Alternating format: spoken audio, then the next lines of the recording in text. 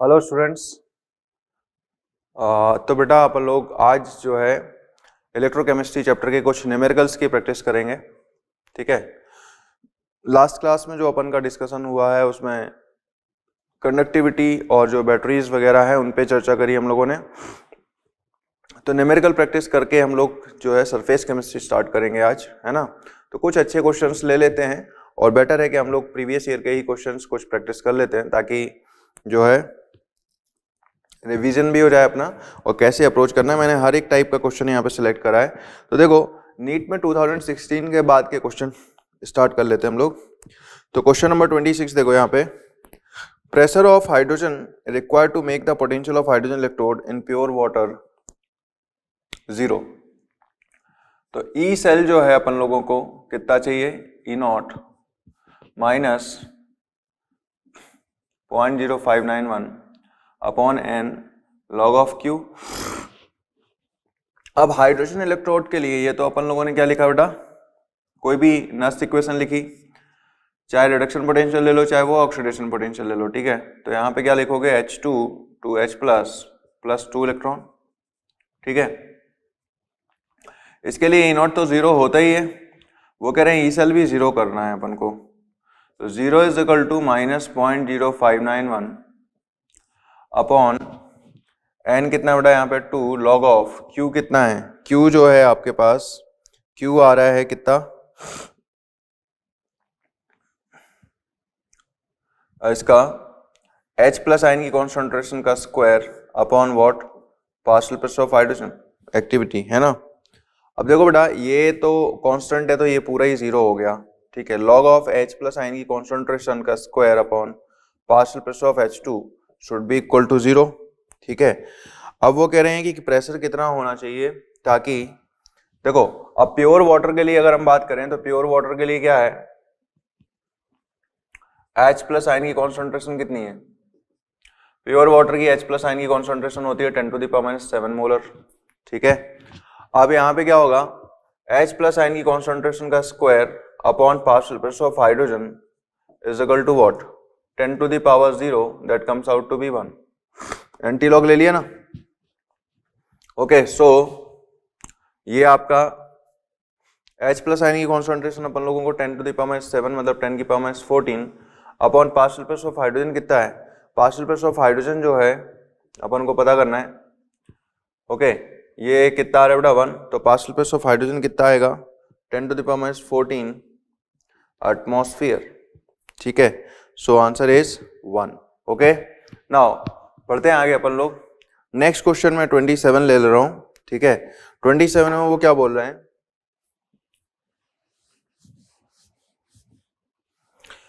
कि अपन लोगों को एक जो है ये डेनियल सेल दे रखा है, इसका E1 सेल वोल्टेज है। When the concentration of zinc sulfate is changed to 1 molar and copper sulfate is changed to 0.01 molar, ठीक है, the EMF is E2, the relationship will be। ठीक है, अब देखो इसमें रिलेशनशिप ही पूछा है उन्होंने। अगर हम बात करें यहाँ पे E cell is equal to what, E0 cell minus 0.0591 log of Q। ठीक है,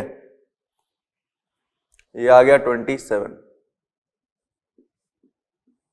ठीक है, तो क्वेश्चन नंबर 27 जो है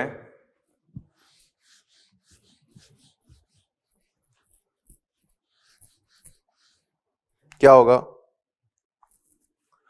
Zn to Zn plus 2 electron and Cu plus 2 to Cu। ठीक है, अब इसमें क्या होगा, अपन लोग ओवरऑल सेल रिएक्शन लिखते तो Zn solid plus copper 2 plus gives what, Zn2 plus copper solid. ठीक है, तो इसमें क्या होगा, ई सेल क्या लिखोगे आप, इसका क्यू क्या लिखोगे बेटा, E0 तो फिक्स ही होगा 0.0591 अपॉन 2 लॉग ऑफ लिखोगे Zn प्लस 2 की कॉन्सेंट्रेशन अपॉन कॉपर प्लस 2 की कॉन्सेंट्रेशन। ठीक है, अच्छा, पहले Zn+2 की कॉन्सेंट्रेशन कितनी है? ये E1 है, E1 is equal to E0। हालांकि हम ऐसे भी एनालिसिस कर सकते हैं कि भाई अपन लोग जिंक की कॉन्सेंट्रेशन क्या कर रहे हैं बेटा, बढ़ा रहे हैं, और कॉपर की कॉन्सेंट्रेशन को घटा रहे हैं। ठीक है, तो जिंक की कॉन्सेंट्रेशन अगर आपने बढ़ाई और कॉपर की कॉन्सेंट्रेशन घटाई तो क्यू की वैल्यू बढ़ेगी। क्यू की वैल्यू बढ़ेगी तो ये E0 के साथ जो गैप होगा भाई, ये एक्सप्रेशन बढ़ेगा तो गैप क्या होगा, कम हो जाएगा। तो E1 की वैल्यू क्या होगी, E2 से ज्यादा होगी। ठीक है, और फिर भी नहीं समझ आए तो अपन लोग ऐसे वैल्यू पुट करके देख सकते हैं। वैल्यू क्या है भाई, लॉग ऑफ Zn+2, ये कितना है 0.01। ठीक है, कॉपर 2 प्लस कितना है भाई 1 मोलर, तो 10⁻² मोलर है। अब यहाँ पे क्या है देखो, E0 यहाँ पे 10⁻², -2 से मल्टीप्लाई कर दिया यहाँ पे तो प्लस हो गया 0.0591। ठीक है, समझ रहे हो बात को। और फिर ये E1 की वैल्यू हो गई, E2 कितना हो जाएगा, E2 हो जाएगा आपका E0, देखो E2 हो जाएगा E0 -0.0591/2 लॉग ऑफ जिंक की कॉन्सेंट्रेशन आपने 1 मोलर कर दी है, और जो है कॉपर की कॉन्सेंट्रेशन 0.01 कर दी है, तो यहाँ पे कितना आ गया बेटा 100। तो E0 -0.0591/2 लॉग ऑफ 10⁻², मतलब ये 2 आगे आ गया। ठीक है, तो E2 जो आ गया वो क्या आ गया, ये फर्स्ट, और ये क्या आ गया सेकंड। तो E1 जो है आपका E0 प्लस समथिंग है और E2 E0 माइनस समथिंग है, मतलब E1 is greater than E2। समझ लो। तो ये हो गया तुम्हारा 27 नंबर का क्वेश्चन। 28 देखो, 28 में क्या है,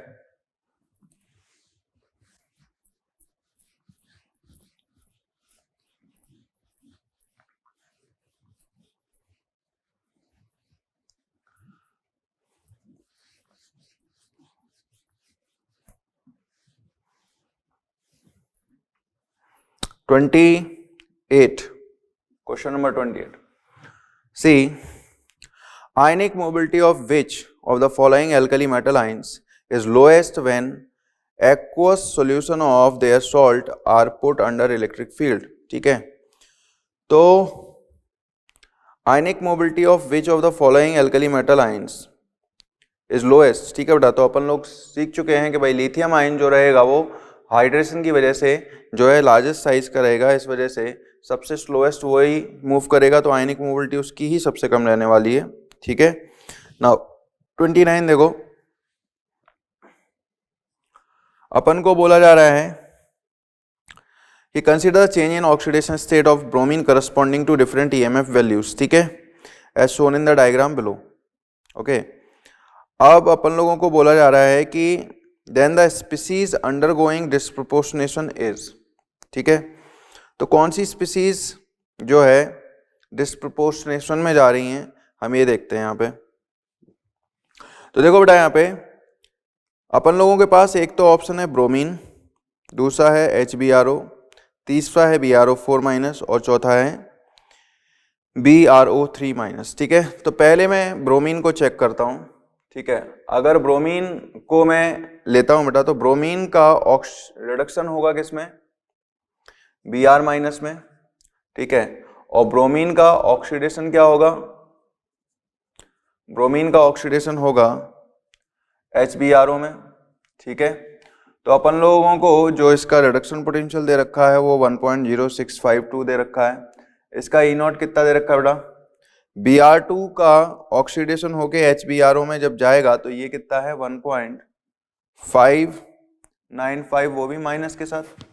ठीक है, मतलब ये अगर आप लोग सेटअप लेते हैं कि ब्रोमीन मॉलिक्यूल रिड्यूस हो रहा है और वो ही ऑक्सीडाइज हो रहा है, तो इसको कैथोड बनना चाहिए और इसको क्या बनना चाहिए, एनोड बनना चाहिए।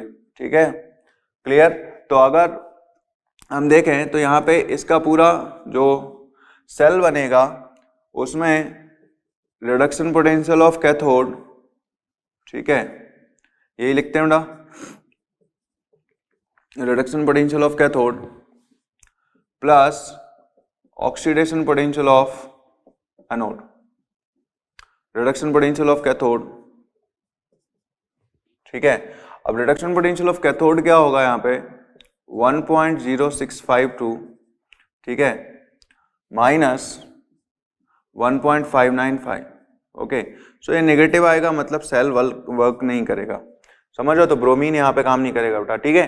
कोई भी वर्किंग सेल के लिए क्या होता है, ई सेल या ई नॉट सेल की वैल्यू वहां पे पॉजिटिव आनी चाहिए, ठीक है। अच्छा, यहाँ पे देखो नेक्स्ट क्या है अपने पास, HBRO।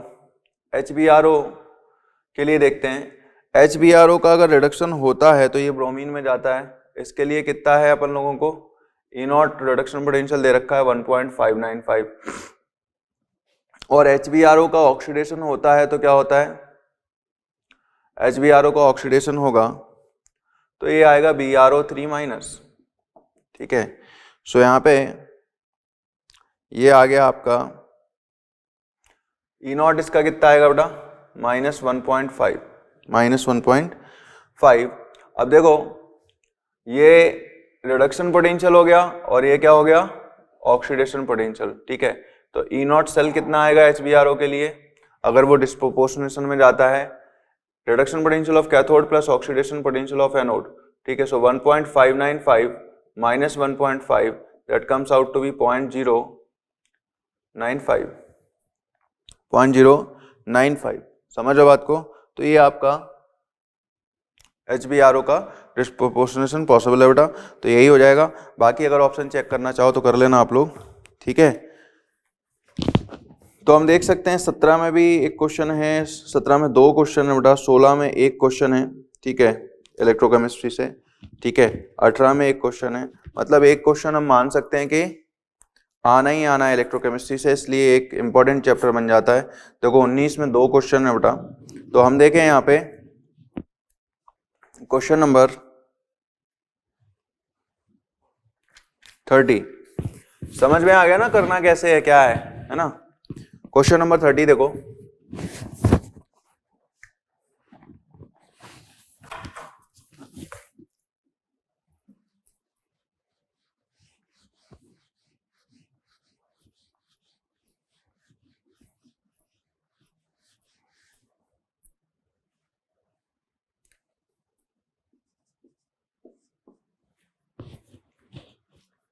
For a cell involving 1 electron, ठीक है, तो ई नॉट की वैल्यू कितनी बेटा 0.59 वोल्ट, ठीक है, और equilibrium constant for the cell reaction is, अब ई नॉट दे रखा है बेटा, ठीक है। तो अपन लोग क्या लिखते हैं, E naught cell is equal to what 0.0591 upon n log of equilibrium constant, ठीक है। सो यहां से अपन लोग क्या कर लेंगे, ई नॉट सेल की वैल्यू दे ही रखी बेटा, ठीक है, 1 इलेक्ट्रॉन इन्वॉल्व है, ठीक है, तो 1 मोल ऑफ इलेक्ट्रॉन या 1 इलेक्ट्रॉन, ठीक है। अब क्या करेंगे अपन लोग,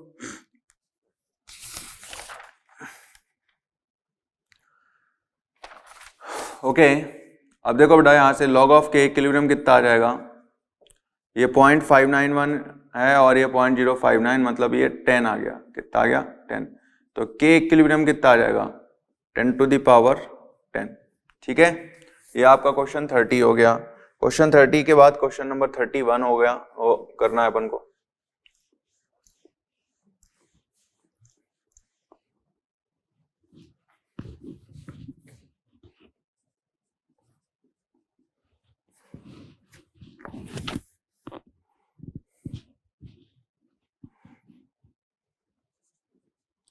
Fe3 plus 2I minus gives what? Twice of Fe plus 2 plus I2, ठीक है। ई नॉट सेल कितना है अपने पास, दैट इज 0.24 वोल्ट, 0.24 वोल्ट, ठीक है। Standard Gibbs free energy change अपन को पता करना है बेटा, ठीक है। तो delta G naught is equal to what, क्या होगा minus NF E naught cell, ठीक है। यहां पे इस रिएक्शन में अगर हम देखें तो कितने इलेक्ट्रॉन का ट्रांसफर हुआ बेटा, 2 इलेक्ट्रॉन का, यस और नो, ठीक है। तो n की वैल्यू हो गई 2, है ना, और F96500 कूलम रख देना, और ये आपका कितना आएगा 0.2524, ठीक है, पुट कर देना बेटा, आंसर आ जाएगा आपका, ठीक है। अच्छा ओके, सो ये कितना आएगा, इसको 96 से 0.24 है ना, इसको 0.25 मान लो, तो ये 0.5 ओके। सो करीब ये इतना आएगा बेटा, 46 के फिगर में आएगा, 46.32 किलो जूल पर मोल, ठीक है, नेगेटिव में आएगा। सो आंसर इज व्हाट, थर्ड, ठीक है। चलो तो ये आपका, अब जेई मेंस में भी कुछ क्वेश्चंस देख लेते हैं बेटा, ताकि 19-20 में जो क्वेश्चन आए हुए हैं, ठीक है, उनको हम देख लेते हैं। क्वेश्चन नंबर 24, ठीक है, मैं लिख देता हूं क्वेश्चंस, ठीक है। चलो तो देखो यहाँ पे 2019-20 जो जेई में है, उसके कुछ डिफरेंट टाइप के क्वेश्चंस कर लेते हैं, ताकि अपन की प्रैक्टिस हो जाए अच्छे से। हर टाइप का क्वेश्चन मैं ले रहा हूं। अब देखो बेटा क्वेश्चन नंबर 24, देखो क्वेश्चन 24 में क्या है, क्वेश्चन 24 में अगर आप देखोगे ध्यान से, तो उन्होंने स्क्वायर रूट के साथ जो ग्राफ खींचा है, ठीक है, lambda M versus square root of C, हम देखते हैं lambda M is equal to what, Debye Huckel Onsager equation जो है ये वाली, ठीक है, इक्वेशन। अब ए की वैल्यू तो NaCl KCl दोनों के लिए सेम होगी बेटा, क्योंकि दोनों ही यूनिवैलेंट आयन है, ठीक है। अच्छा अब यहां पे क्या होगा कि भाई अपन को पता है कि भाई ग्राफ तो ऐसे ही आएगा दोनों का, ठीक है, एक दूसरे को कट तो नहीं करेगा, क्योंकि स्लोप जो है बेटा फिक्स है। ओके, लैम्डा नॉट की वैल्यू अलग अलग होगी। अब लैम्डा नॉट की जो वैल्यू है ना, वो किसकी ज्यादा है किसकी कम है, अपन को पता है कि लैम्डा नॉट NaCl और लैम्डा नॉट KCl को जब कंपेयर करोगे, तो बेटा Na आयन की आयनिक मोबिलिटी ज्यादा है K प्लस से, कि उल्टा बोल रहा हूं, उल्टा, ठीक है। क्लोराइड आयन तो सेम है, तो पोटेशियम आयन की मोलर कंडक्टिविटी क्या होगी, ज्यादा होगी किससे, Na प्लस से, ठीक है, लिथियम प्लस की इससे भी कम, ठीक है। तो अगर हम देखें तो K प्लस जो है बेटा ये ऊपर रहना चाहिए और Na प्लस नीचे रहना चाहिए, ठीक है। तो मतलब KCl का सॉल्ट जो है ऊपर रहेगा और NaCl नीचे रहेगा, ठीक है। चलो क्वेश्चन नंबर 25, क्वेश्चन 25 में हम लोगों को बोला जा रहा है ऑक्सीडाइजिंग पावर। तो ऑक्सीडाइजिंग पावर कैसे निकालते हैं, oxidising power will be directly proportional to what, E naught RP। Reduction potential अपन को देखना है, जिसका रिडक्शन पोटेंशियल सबसे ज्यादा होगा, ओके, उसका ऑक्सीडाइजिंग पावर ज्यादा होगा, क्योंकि उसकी रिड्यूस होने की टेंडेंसी ज्यादा होगी, ठीक है। तो अगर हम देखें यहाँ पे CO3 plus plus Pb4 plus Ce4 plus and Bi3 plus, ठीक है, इन सब का SRP दे रखा है अपन को, SRP दे रखा है, तो उसके बेसिस पे हम लोगों को ऑर्डर बताना है। तो सबसे पहले तो कौन सा आना चाहिए, CO3 प्लस, फिर Pb प्लस 4, फिर सेलेनियम प्लस 4, और लास्ट में आपका बिस्मथ प्लस 3। ये ऑप्शन कौन सा दिख रहा है अपन को, ऑप्शन नंबर 4 आपका राइट आंसर होगा, है ना। क्वेश्चन 20 ये अपन लोगों ने 5 करा। क्वेश्चन 26 देखो, decreasing order of electrical conductivity of the following aqueous solution, 0.1 molar formic acid, 0.1 molar acetic acid and 0.1 molar benzoic acid, ठीक है।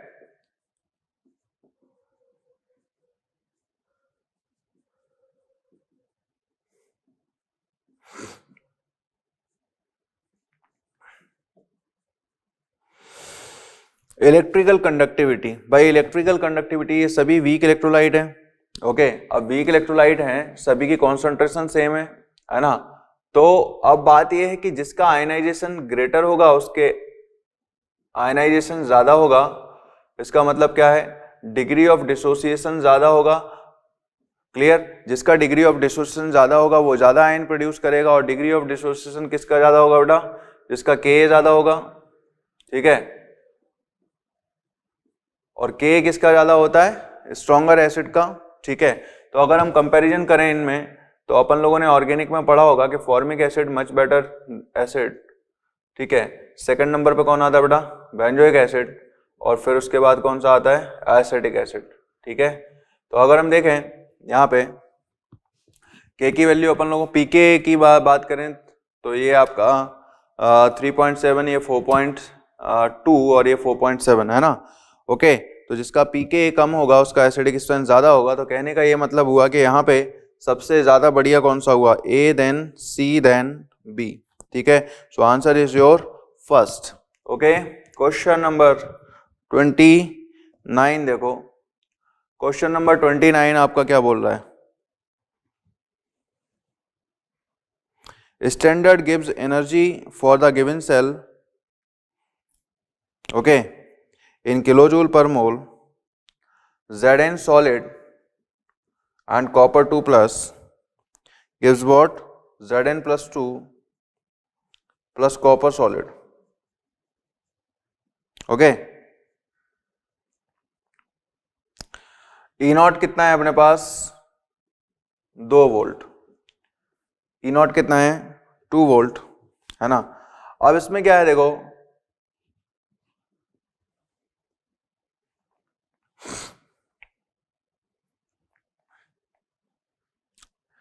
ई सेल की वैल्यू और ई नॉट सेल की वैल्यू अपन लोगों को स्टैंडर्ड गिव्स energy for the given cell दे रखा है, ठीक है।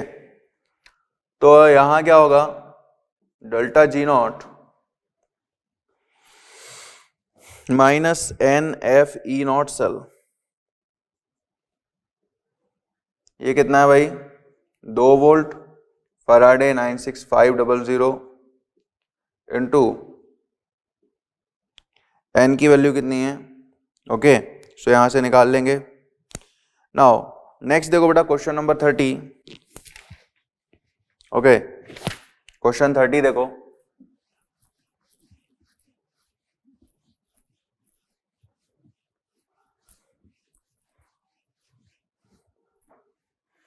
क्वेश्चन नंबर 30 में आपको बोला जा रहा है कि what would be the electrode potential for the given half cell reaction at pH is equal to 5।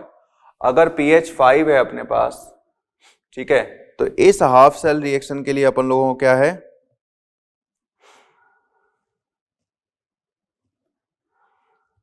Twice of H2O,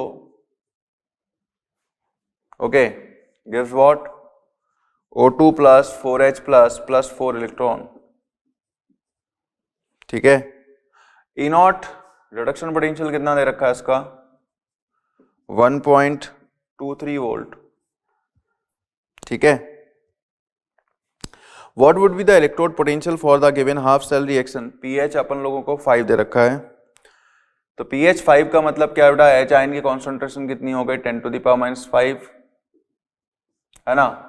अपन लोगों को E सेल पूछा है या SRP पूछा है, E naught minus 0.0591 upon 4 log of H plus ion की concentration to the power 4 partial pressure of oxygen upon, ये तो H2O है ना, तो उसकी एक्टिविटी बेटा लिक्विड फेस में रहेगी तो वो तो 1 रहेगा, ओके।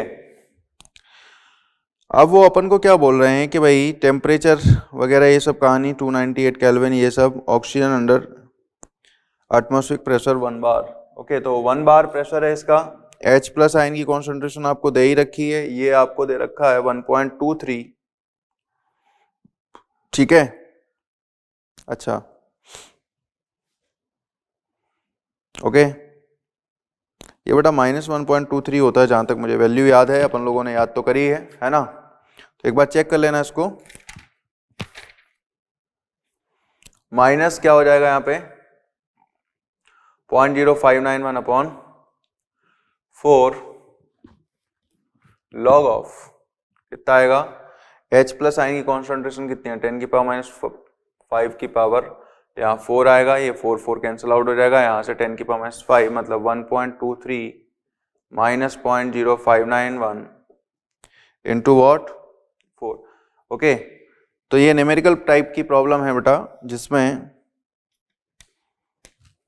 अपन लोगों को क्या है, हाँ देखो ये माइनस में होगा, ठीक है, तभी आंसर आएगा क्योंकि एडअप हो रहा है बेटा, -1.23, ओके, ये 5 आएगा 0.0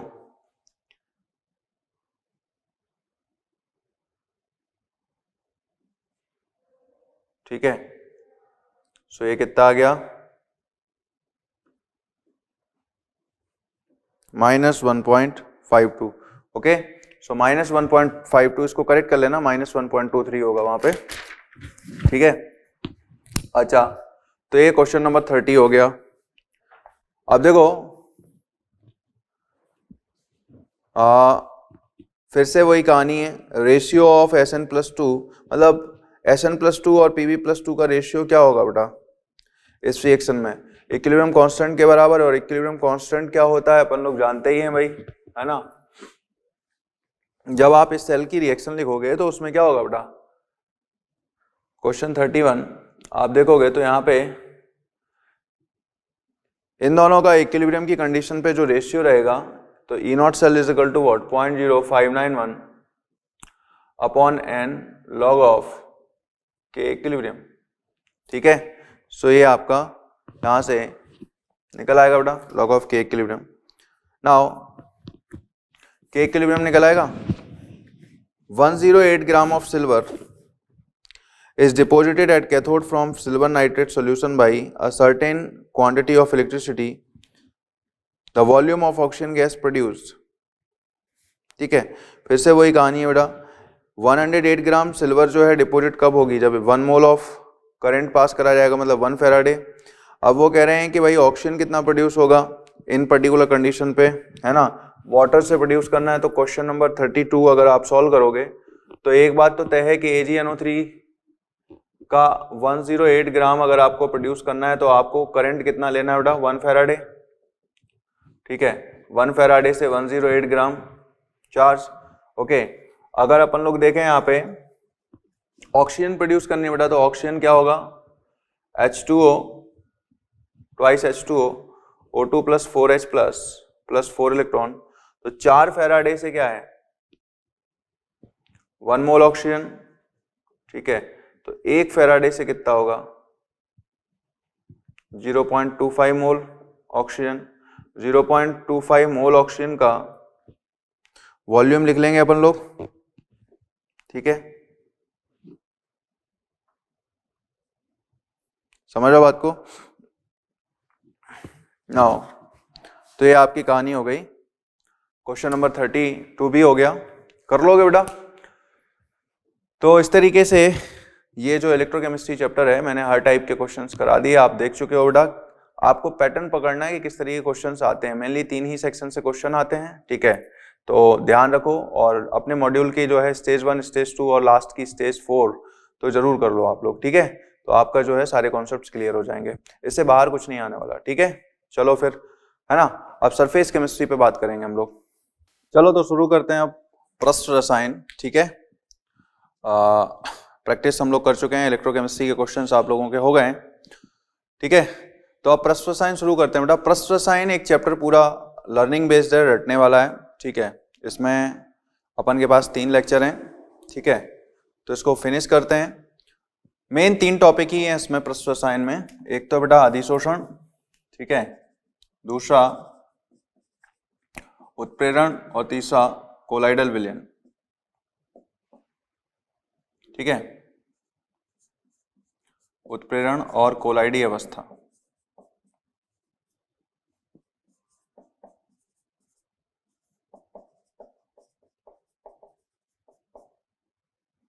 ठीक है,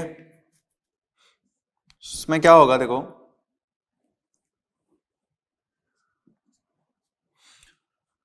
सबसे पहले हमें ये देखना है कि जो है प्रस्थ रसायन में पढ़ना क्या है, ठीक है, और क्या होता है, ठीक है। तो बेटा प्रस्थ रसायन क्या होता है, प्रस्थ के ऊपर जो घटनाएं हो रही हैं, ठीक है, तो उनके अध्ययन को हम लोग करेंगे पृष्ठ रसायन चैप्टर में, ठीक है। तो पृष्ठ या अंतरापृष्ठ, अंतरापृष्ठ के ऊपर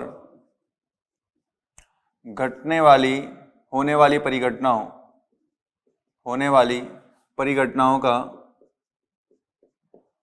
अध्ययन,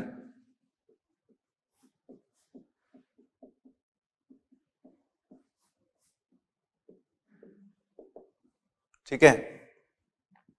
इस चैप्टर में करेंगे अपन लोग पृष्ठ रसायन में, ठीक है।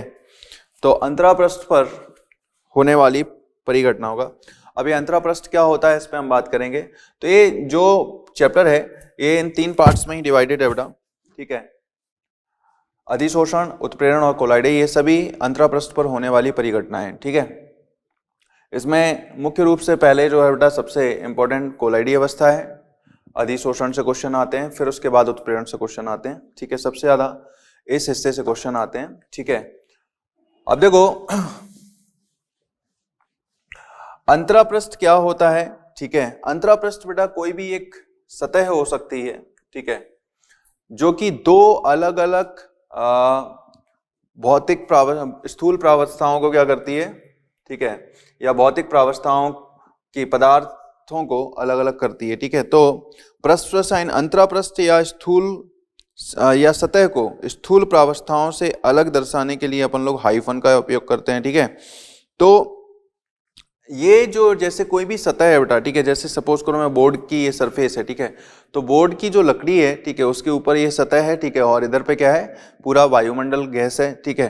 तो गैस और इस लकड़ी के टुकड़े को अलग करने के लिए ये एक सतह मानी जाएगी, ठीक है। तो 2 स्थूल प्रावस्थाओं को विभाजित करने के लिए जो एक पृष्ठ आ रहा है उसको बोल रहे हैं हम लोग क्या, सतह या अंतरापृष्ठ, ठीक है। अंतरा इसीलिए बोल रहे हैं क्योंकि 2 अलग अलग सब्सटेंसेस होंगे, ठीक है, ये 2 अलग अलग पदार्थ होंगे, सब्सटेंस ए और सब्सटेंस बी, ठीक है। समझ रहे बात को, क्लियर। अब होगा क्या बेटा यहाँ पे कि इन दोनों के बीच एक जो सेपरेशन होगा, मतलब सामान्यतः 2 अलग अलग भौतिक अवस्थाओं में होते हैं, सॉलिड या गैस, ठीक है, सॉलिड लिक्विड या लिक्विड गैस, ठीक है। तो इस अंतरापृष्ठ को दर्शाने के लिए हम लोग ये हाइफन या स्लैश लगाते हैं, ठीक है। समझ आ रही बात। तो अब देखो यहाँ पे क्या होगा कि ये जो पूर्णतः मिश्रणीय घटनाएं हैं, मतलब गैसेस हैं, तो गैसेस के बीच में कोई सतह नहीं बनती बेटा, गैस और गैस आपस में पूर्णतः मिश्रणीय है, ठीक है। अच्छा, तो सामान्यतः जो अपन लोगों को केस पढ़ना होगा बेटा वो सॉलिड और गैस के बीच का पढ़ना पड़ेगा, ठीक है। अब अंतरापृष्ठ पर होने वाली जो परिघटनाएं हैं उनमें से मुख्य रूप से संक्षारण, ठीक है, और जो है ये आप लोग बेटा अपना मॉड्यूल खोल ही लो, ठीक है। तो मॉड्यूल से ही अपन लोग इसको कवर कर लेते हैं क्योंकि पूरा थ्योरेटिकल चैप्टर है, इसमें जहां पे मेरे को लगेगा मैं उसको डिटेल में एक्सप्लेन करूंगा, ओके। बाकी नोट्स वगैरह आप लोग जो है प्रिपेयर करो या मॉड्यूल में ही अंडरलाइन कर लो, कुछ नई बातें हैं तो इसी में नोट कर लो, ठीक है। ये पूरा चैप्टर थ्योरेटिकल है, ठीक है। नाउ संक्षारण है बेटा इलेक्ट्रोड पे होने वाली जो घटनाएं हैं, मतलब इलेक्ट्रोड पोटेंशियल वगैरह, ठीक है, इलेक्ट्रोलिसिस, ठीक है। तो इलेक्ट्रोड प्रक्रम हो गया, ठीक है, विस्मांगी उत्प्रेरण हो गया, ठीक है। ये सारी घटनाएं जो हैं,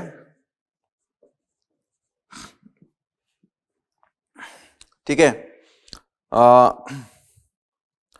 ये सभी क्या होंगे बेटा, पृष्ठ पर होती हैं, ठीक है। अब अंतरापृष्ठ जो होता है वो क्या स्पेशल क्या है उसमें बेटा, ठीक है।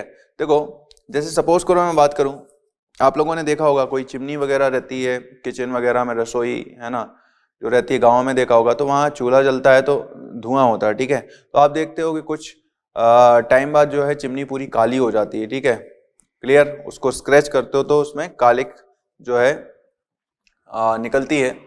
ऐसे ही आप उसमें किचन में जो है दीवारों पे देख सकते हो कि ऑयली एक लेयर जमा हो जाती है टाइल्स के ऊपर, ठीक है।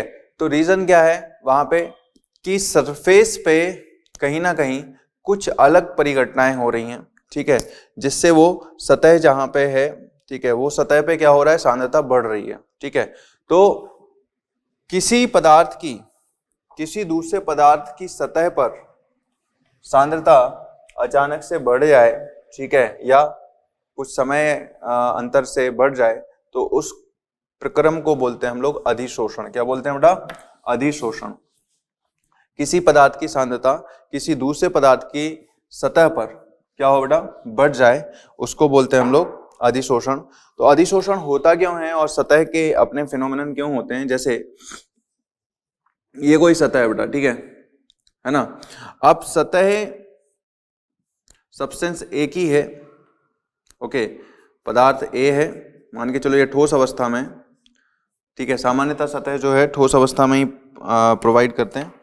तो सतह के ऊपर जो, मतलब सतह पर जो परमाणु हैं, ठीक है, या जो अणु हैं, ठीक है, वो क्या कर रहे हैं बेटा? इनका पदार्थ के अंदर जो अणु मौजूद हैं उनसे क्या वास्ता है ये समझते हैं हम लोग, ठीक है, या क्या डिफरेंस है। अगर हम बात करें ए जो बल्क के अंदर है बेटा, ठीक है, जो स्थूल के अंदर है ये कण, ठीक है, या परमाणु, इस पे चारों तरफ क्या है बेटा? एक जैसे बल लग रहे हैं, ठीक है, इस पे चारों तरफ एक जैसे बल लग रहे हैं, ओके। सो यहाँ पे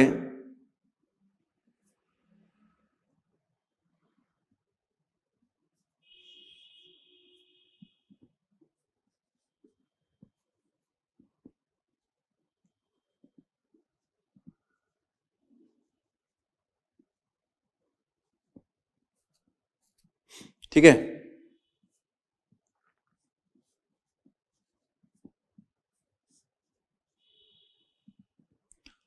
और यहाँ पे क्या है बेटा? बी जो कण है, ठीक है, इस पे देखो, मतलब ए पे एफ नेट क्या होगा बेटा? 0 होगा, जबकि बी पे एफ नेट 0 नहीं होगा।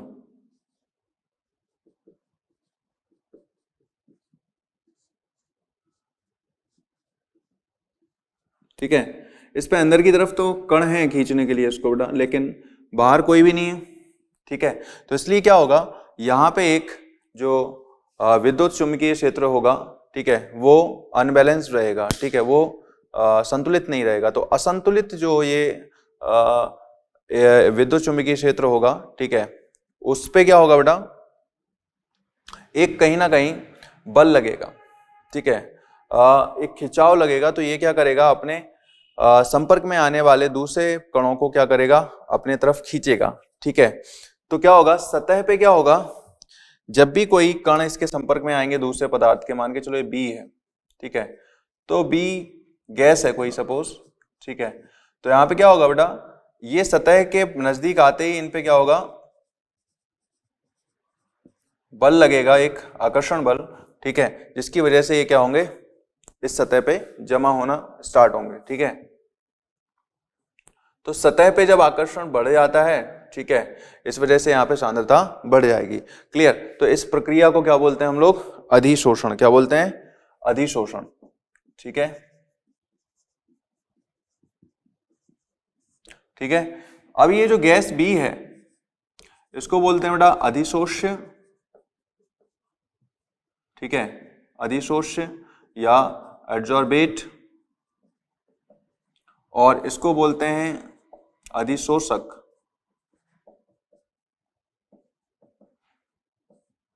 एड्जॉर्बेंट, ठीक है, क्लियर? सो अधिशोष्य और अधिशोषक ये दो क्या होंगे?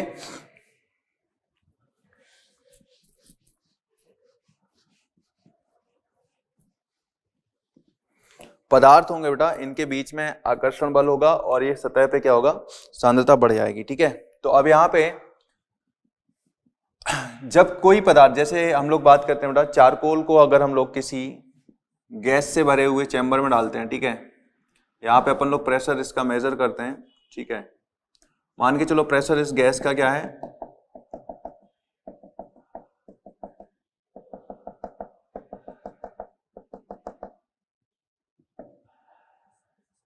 ये कोई गैस है बेटा, तो इसका प्रेशर है आपका P, ठीक है।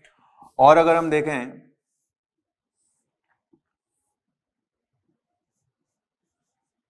अपन ने इसमें चारकोल पाउडर डाल दिया बेटा, क्या डाल दिया, चारकोल पाउडर, ठीक है। तो हम देखते हैं यहाँ पे कि जो गैस का प्रेशर होगा बेटा वो बदल जाएगा और ये पी डैश, और पी डैश की वैल्यू क्या होगी, पी से क्या होगी, कम होगी, ठीक है। तो पी डैश की वैल्यू होगी पी से कम, ओके। और यहाँ पे क्या है बेटा, ऐसा इसलिए हुआ क्योंकि जो गैसियस पार्टिकल्स हैं वो इस चारकोल की सरफेस पे क्या हो जाएंगे, सतह पे उनकी सांद्रता बढ़ जाएगी, ठीक है। समझ बात को। तो एक तो एग्जांपल ये हो गया बेटा, क्लियर। दूसरा है कि भाई जैसे शुगर मिल्स वगैरह होती हैं तो उसमें क्या होता है, गुड़ से हम लोग क्या करते हैं, चीनी को रिफाइन करते हैं, तो गुड़ का ब्राउन कलर का सॉल्यूशन जो होता है बेटा, ठीक है, और चीनी वाइट होती है। तो ऐसा क्यों, क्योंकि उसमें चारकोल पाउडर या जो एनिमल चारकोल होता है ना, ठीक है, उसको अपन लोग मिक्स कर देते हैं उस पाउडर को, ठीक है। तो वो क्या होता है कि जो ब्राउन कलर के पार्टिकल्स होते हैं, इम्प्योरिटीज मानते हैं उनको, ठीक है, तो वो क्या करते हैं बेटा, चारकोल की सरफेस पे क्या होते हैं, एब्जॉर्ब हो जाते हैं। तो वो कहीं ना कहीं क्या होता है बेटा, उनका कलर डाउन होने लगता है, ठीक है। और धीमे धीमे उसको मल्टीपल टाइम्स हम लोग करते हैं तो वो पूरा वाइट कलर का ट्रांसपेरेंट जो है सॉल्यूशन हो जाता है, ठीक है। और अपन लोग उसको क्रिस्टलाइज करके चीनी बना लेते हैं, है ना। ऐसे ही बेटा कोल माइंस वगैरह जो होती हैं, तो कोल माइंस में क्या होता है कि जैसे या बड़ी बड़ी जो माइनिंग्स होती है ना, ठीक है, जहाँ पे खनन हो रहा होता है, तो अर्थ के अंदर बहुत हंड्रेड्स ऑफ मीटर्स नीचे जाके क्या होता है, माइनिंग जब हो रही होती है तो वहाँ पे टॉक्सिक गैस होती है, पॉइजनस गैस। तो वहाँ पे क्या है, गैस मास्क वगैरह लगा के जाते हैं ताकि जो पॉइजनस गैसेस हैं, क्लियर, वो क्या हो जाएं, उस मास्क के ऊपर ही एब्जॉर्ब हो जाएं, ठीक है, ओके। सिर्फ ऑक्सीजन या जो भी नाइट्रोजन वगैरह इनहेल करते हैं हम लोग, वही सिर्फ जो है इनहेल करें हम लोग, ठीक है। तो ये समझ में आ गया। अब यहाँ पे एड्जॉर्प्शन तो समझ में आ गया, ठीक है, अधिशोषण। ऐसे ही अवशोषण भी होता है बेटा एक शब्द, ठीक है। तो अधिशोषण और अवशोषण में क्या फर्क होता है, देखो, अधिशोषण, ठीक है, और अवशोषण,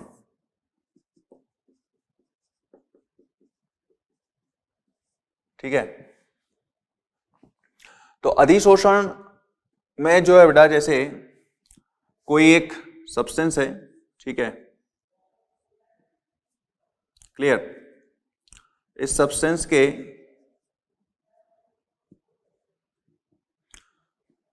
सब्सटेंस ए है, ठीक है, जो कि एक सरफेस प्रोवाइड कर रहा है, और ये क्या है, बी है। समझो बात को, ठीक है। तो अगर हम देखें यहां पे,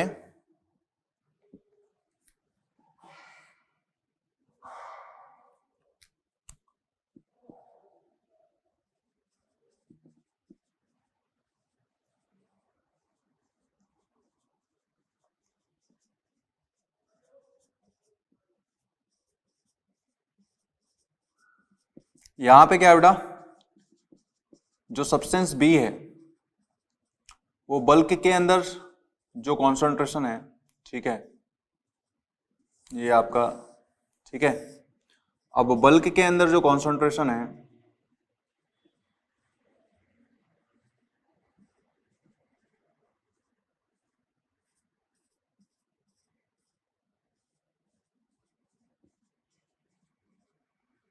ठीक है, तो ये बी पार्टिकल की जो कॉन्सेंट्रेशन है बेटा, वो क्या है, सरफेस पे ज्यादा है, जबकि बल्क में क्या है, कम है, ठीक है।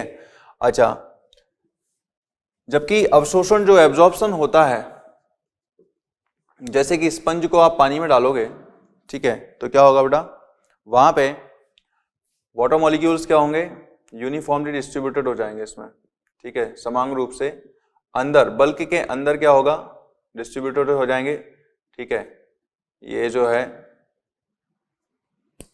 ठीक है। जब ये स्थिति आती है तो इसको बोलते हैं एब्जॉर्प्शन, ठीक है, समझो बात को। क्लियर।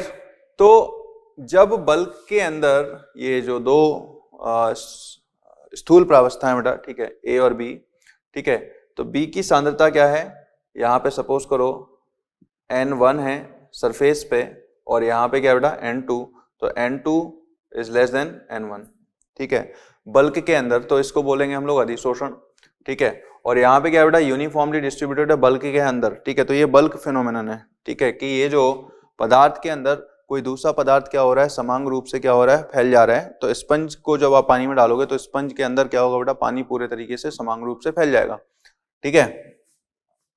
अच्छा, और अगर ये दोनों ही साथ में हो रहे हैं, ठीक है, कि सरफेस और सरफेस पे भी फिनोमेनन हो रहा है और बल्क के अंदर भी हो रहा है, ठीक है, मतलब एड्जॉर्प्शन प्लस एब्जॉर्प्शन दोनों ही हो रहे हैं बेटा, ठीक है, तो इसको क्या बोलते हैं हम लोग, सॉर्प्शन। क्या बोलते हैं, सॉर्प्शन, ठीक है, सॉर्प्शन, ठीक है। इसमें क्या होगा,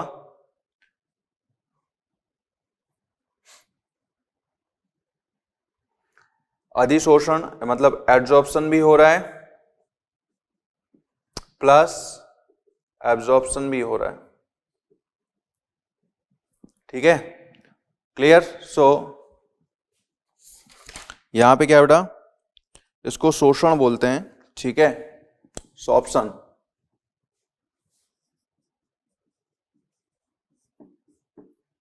ठीक है, एब्जॉर्प्शन और एब्जॉर्प्शन जब दोनों ही हो रहे हैं।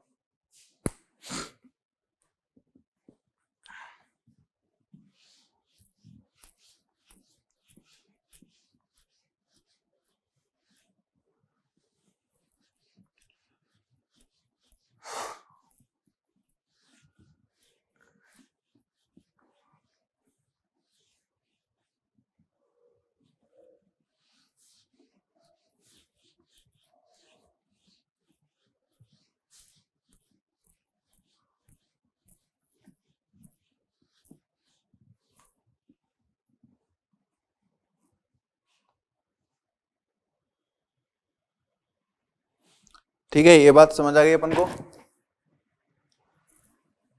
अब देखो यहां पे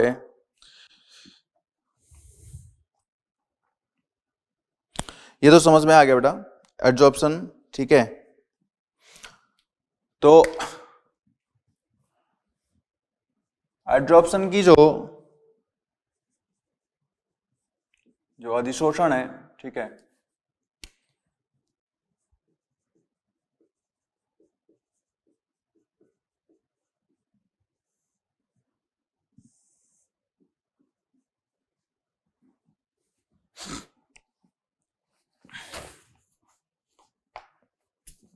वो क्या है बेटा देखो, और एड्जॉर्प्शन और एब्जॉर्प्शन में अंतर, ठीक है, ये एक पृष्ठीय घटना होती है, ये सब कहानी है।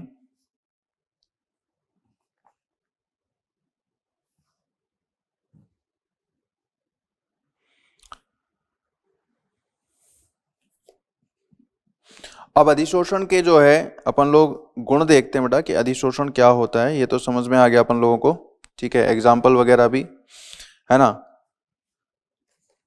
अधिशोषण के गुण जरा देखो, और अधिशोषण जो है बेटा ये एक स्वतः होने वाली अभिक्रिया है, जैसे कि गैस का सॉलिड के ऊपर हम लोग क्या कर रहे हैं, अधिशोषण करा रहे हैं, तो गैस सॉलिड, तो यहां पे क्या हो रहा है बेटा,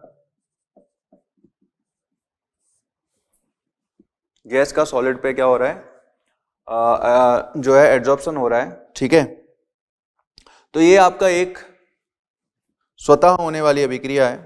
डेल्टा जी क्या है बेटा इस केस में, नेगेटिव है, स्पॉन्टेनियस फिनोमेनन है, ठीक है, स्वतः अभिक्रिया,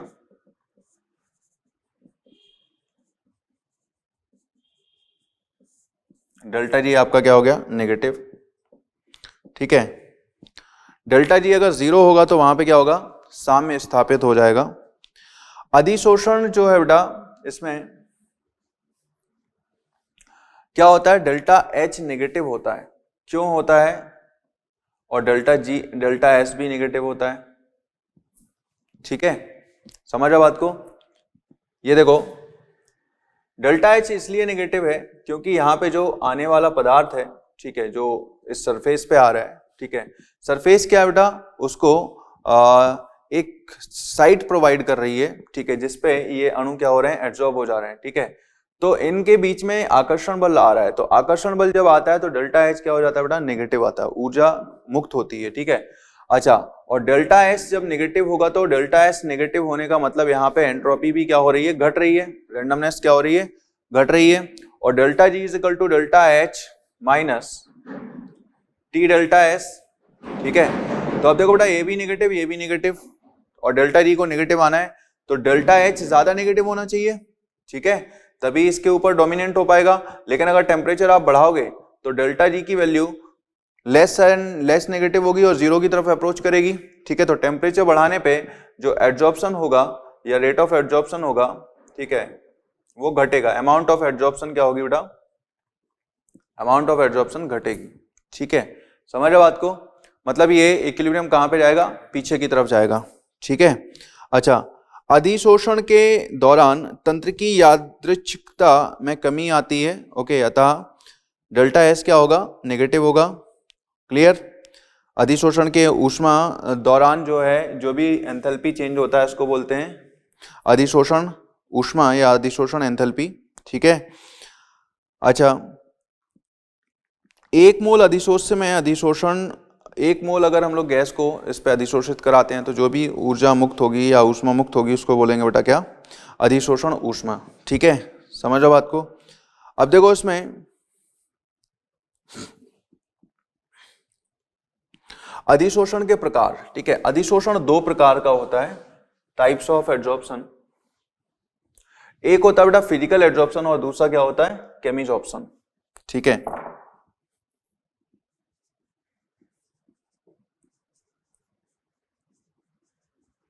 फिजिकल एड्जॉर्प्शन और केमिकल एड्जॉर्प्शन।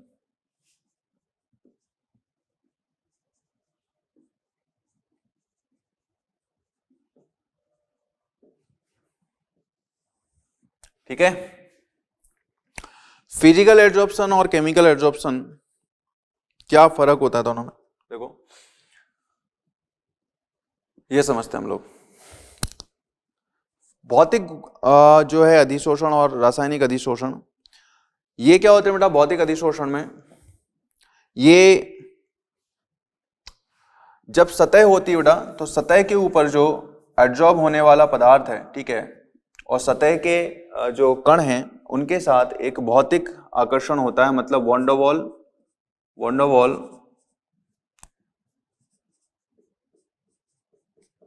आकर्षण होता है। ठीक है, जबकि केमिकल एड्जॉर्प्शन में क्या होता है, प्रबल रासायनिक बंध होता है।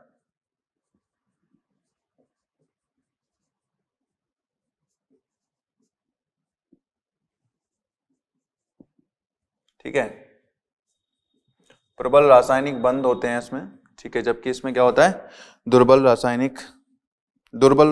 वॉन्डरवॉल फोर्स होता है। ठीक है, अब यहां पे क्या है, यहां पे जो एंथैल्पी होती है बेटा डेल्टा एच एड्जॉर्प्शन की, वो 20 से 40 किलो जूल पर मोल के आसपास आती है। जबकि यहाँ पे क्या होता है, क्योंकि रासायनिक बल बनता है तो इसलिए 80 to 240 किलो जूल पर मोल आती है। ठीक है, समझा बात को। अच्छा, यहां पे ये विशिष्ट प्रकृति का नहीं होता। विशिष्ट प्रकृति का मतलब क्या है बेटा, कोई भी गैस किसी भी सतह पे क्या होगी, थोड़ी या ज्यादा, ठीक है, वो वॉन्डरवॉल फोर्सेस पे डिपेंड करेगा, लेकिन एड्जॉर्ब तो होगी, अधिशोषित तो होगी, सतह कुछ भी हो, ठीक है, कोई भी गैस हो, ठीक है, वो कोई विशिष्ट नहीं है, ये भौतिक अधिशोषण तो होगा ही होगा। ठीक है, केमिकल एड्जॉर्प्शन जो होगा बेटा, उस केस में क्या होगा, कोई भी गैस है अगर किसी सतह पे एड्जॉर्ब हो रही है तो वो विशिष्ट सतह पे ही एड्जॉर्ब होगी। ठीक है, जैसे हम लोग हाइड्रोजनेशन की प्रक्रिया कराते हैं तो उसमें पैलेडियम या निकल वगैरह की जो सतह पे क्या कराते हैं, विषमांगी अधिशोषण कराते हैं। ठीक है, क्लियर, एल्कीन और एल्काइंस का हाइड्रोजनेशन जब कराते हैं तो उसमें क्या होता है बेटा, हाइड्रोजन और पैलेडियम की जो सतह होती है उसमें क्या है, रासायनिक बंध बनते हैं। ठीक है, तो रासायनिक बंध हर एक सतह के साथ नहीं बन सकते हैं। ठीक है, तो इसलिए ये विशिष्ट होती है। ठीक है, तो यहां पे देखो ये विशिष्ट प्रकृति का ये विशिष्ट नहीं होता है या विशिष्ट प्रकृति का नहीं होता है, समझ में आ गया। प्रत्येक गैस प्रत्येक सतह पे क्या होती है, अधिशोषित होती है ना। ओके, तो प्रत्येक गैस ये विशिष्ट प्रकृति का नहीं होता है, जबकि क्या बेटा ये विशिष्ट होता है।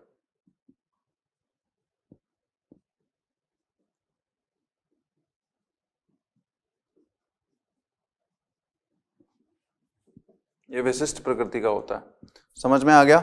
मतलब प्रत्येक मतलब यहाँ पे कोई एक पर्टिकुलर गैस किसी पर्टिकुलर सरफेस पे ही क्या होगी, एब्जॉर्ब होगी, है ना।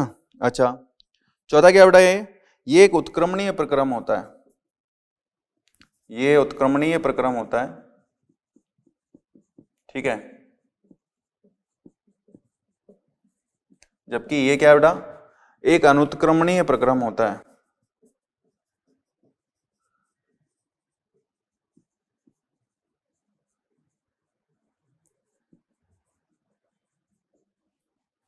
ठीक है, ये एक उत्क्रमणीय और एक अनुत्क्रमणीय प्रक्रम होता है, ठीक है। यहां क्या होगा बेटा, अधिशोषक के पृष्ठ पर मल्टी लेयर्स बनती हैं, ठीक है। मतलब जो भी अधिशोषक होगा, ठीक है, उसके ऊपर जो जमा होने वाली परतें हैं वो एक के बाद एक के बाद एक ऐसे 2-3 लेयर्स बन सकती हैं, ठीक है।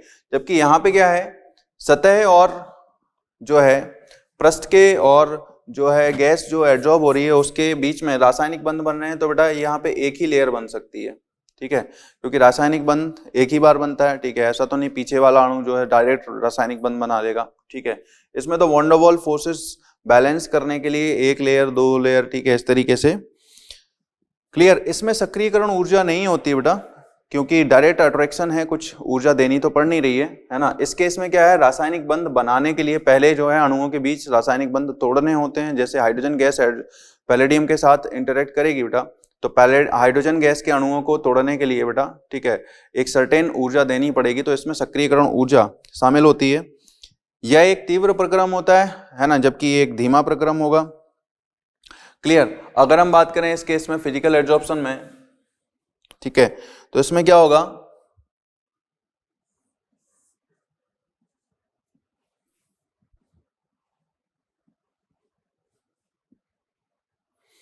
यह बेटा ऑब्वियस है। अगर हम बात करें इसमें तो तापमान अगर बढ़ाओगे तो गैस ये जो गैस जमा हुई है यहाँ पे, ठीक है, उसके अणुओं की ऊर्जा बढ़ेगी, तो ये ऑब्वियस है क्या है, ऊपर निकल जाएंगे। जैसे हमने अभी देखा था delta G is equal to delta H minus T delta H में, कि टेम्परेचर बढ़ाने से अधिशोषण की अमाउंट जो हो रही थी घट रही थी, है ना।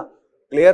तो उस स्थिति में क्या होगा, ये अपन लोग देखेंगे तो एड्जॉर्प्शन क्या हो जाएगा, उस स्थिति में घटेगा। Okay,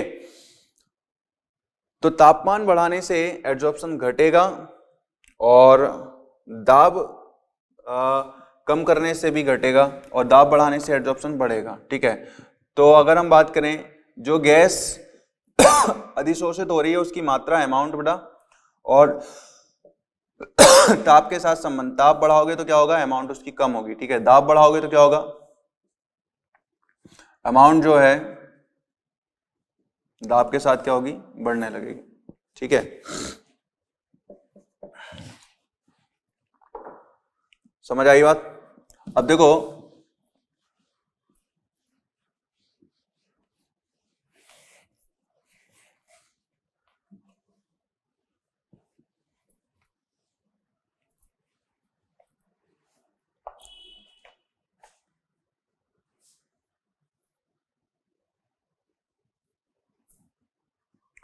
clear.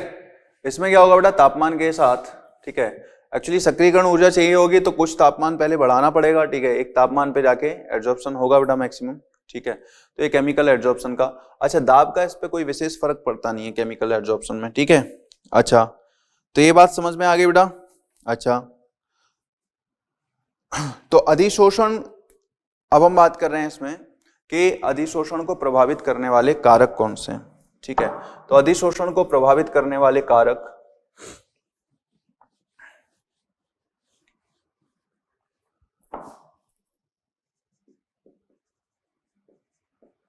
अधिशोषण को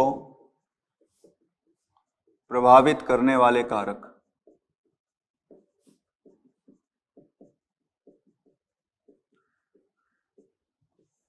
ठीक है, देखो इसमें बेटा पहला है आपका अधिशोष्य की प्रकृति। ठीक है, मतलब जो गैस है उसकी प्रकृति के बारे में बात हो रही है। ओके, अधिशोष्य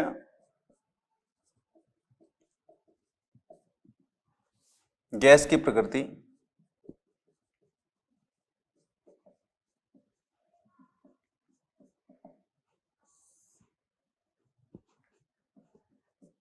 ठीक है, तो जो अधिशोषण है बेटा वो गैस के अंतर आणविक बलों पे निर्भर करेगा।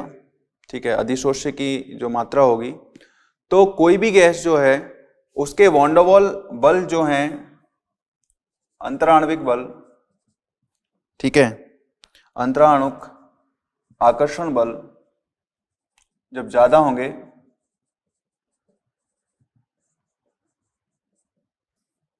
ठीक है, तो उस स्थिति में क्या है बेटा, अधिशोषण की मात्रा क्या होगी, बढ़ेगी। ठीक है, अधिशोषण की मात्रा बढ़ेगी। ठीक है, इसका मतलब क्या है, देखो जिस गैस का द्रवीकरण आसान होगा, द्रवीकरण आसान होगा, ठीक है, उस गैस का अधिशोषण भी आसान होगा। ठीक है, और द्रवीकरण आसान किसका होगा बेटा, या ज्यादा होगा। ठीक है, अधिशोषण ज्यादा होगा उस गैस का। ठीक है, द्रवीकरण ज्यादा होता है बेटा या आसान होता है उस गैस का जिसका क्रांतिक ताप उच्च है। क्या है, क्रांतिक ताप Tc जो है उच्च है उस गैस के लिए। ठीक है, जैसे कि मैं बात करूं यहां पे बेटा,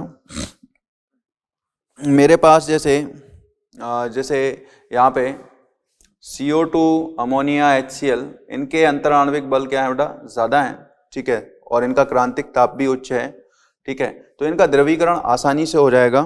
ठीक है, जबकि जो नाइट्रोजन, ऑक्सीजन, हाइड्रोजन गैसेस हैं इनका द्रवीकरण आसानी से नहीं होगा। क्लियर, क्योंकि इनके अंतर आणविक बल ही प्रबल नहीं है। ठीक है, समझ आ बात को। अच्छा, दूसरा क्या बेटा, जैसे जो निष्क्रिय गैसेस हैं तो उनका तो वॉन डेर वाल फोर्सेस हम लोग उनके अणु बाहर से निकाल लेते हैं, जैसे हीलियम, नियोन, आर्गन, क्रिप्टॉन का केस पूछा जाए आपसे। ठीक है, तो सबसे ज्यादा कौन होगा बेटा, क्रिप्टन, फिर नियोन, फिर हीलियम। ठीक है, हीलियम का अधिशोषण सबसे कम होगा। ठीक है, अधिशोषक की प्रकृति, तो अधिशोषक की प्रकृति क्या है बेटा, अधिशोषक का पृष्ठीय क्षेत्रफल जितना ज्यादा होगा, ठीक है, उतना ही ज्यादा अधिशोषण होगा, सीधी सी बात है। ठीक है, पृष्ठीय क्षेत्रफल का खेल है। ठीक है, एक अधिशोषक की संरचना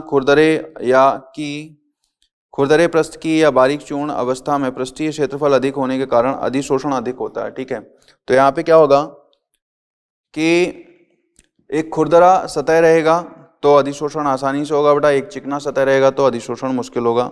ठीक है, क्योंकि खुरदरी सतह पे क्या होगा, संरचना ज्यादा होती है। ठीक है, अच्छा, तापमान तो मैं बता ही चुका हूं। ओके, तो तापमान के साथ क्या होगा, अधिशोषण घटता है। ठीक है, सामान्यतः हम लोग यहाँ पे भौतिक अधिशोषण की बात कर रहे हैं। ओके, दाब पर जो है क्या फर्क पड़ेगा उस पे हम लोग बाद में चर्चा करेंगे बेटा। ठीक है, नेक्स्ट क्लास में, क्योंकि उसमें हम लोगों को 2 आइसोथर्म पढ़ने हैं दाब को लेके। ठीक है, फ्रेंडलिक और लैंगमेयर एडजॉर्प्शन आइसोथर्म, उस पर हम लोग नेक्स्ट क्लास में चर्चा करेंगे। तो आज हम लोगों का पृष्ठीय रसायन चैप्टर स्टार्ट हो गया। ठीक है, तो चलो अब नेक्स्ट क्लास में मिलते हैं अपन लोग। Thank you very much.